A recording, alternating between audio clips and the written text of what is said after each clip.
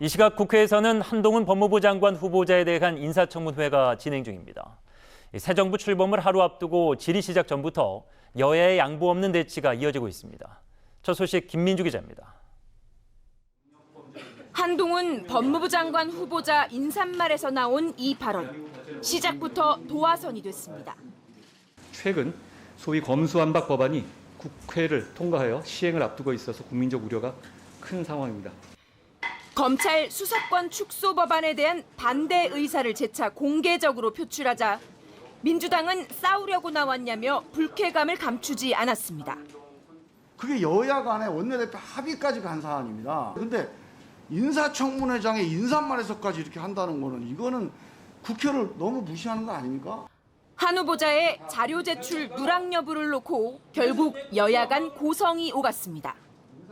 대법원 이와 관계없고 제출이 불가한 황당한 자료 요구도 상당합니다. 이게 왜 황당합니까? 아니, 잠깐만요. 본 의원이 질의하는 답을 황당하다고 하십니까? 가까스로 시작된 본질이. 민주당은 한 후보자 역시 자녀 입시 비리 의혹에서 자유롭지 못하다고 집중 추궁했습니다. 2달 사이에 2편의 논문을 공저자료에서 학술지 발표했습니다. 이거 가능한가요? 딸아이가 고등학교 1학년 때? 국민의힘은 조국 전 장관 사례와는 다르다고 방어막을 쳤는데 스펙을 쌓았다는 것 자체로 마치 조국 전 장관과 같은 프레임을 짜서 공격하는 것은 전 대단히 부적절하다.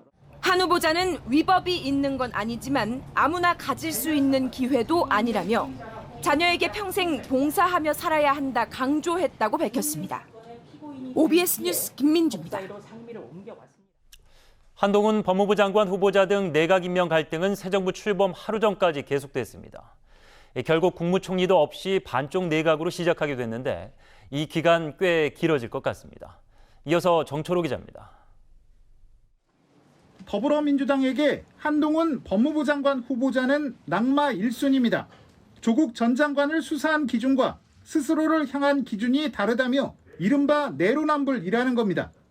요리조리 발뺌으로 일관하는 한 후보를 보고 있노라면 죄책감도 없이 법을 악용하는 법조 소시오패스는 아닌지 의심스러울 지경입니다.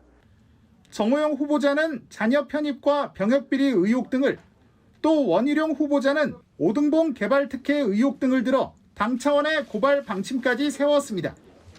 내각 구성에 협조 의사가 없음을 분명히 한 셈으로 국민의힘은 도관 없는 발목 잡기에 새 정부가 반쪽 출범한다고 비판했습니다.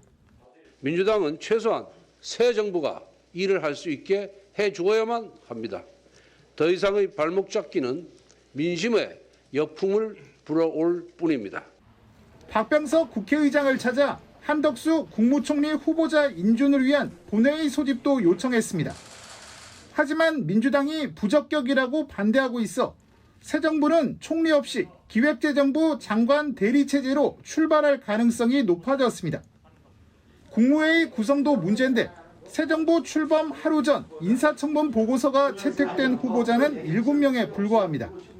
이번 주 첫 추경안을 제출하려면 20명 과반이란 국무회의 개의 정족수가 필요한 만큼 보고서 없이 장관 임명을 강행할 가능성도 제기됩니다.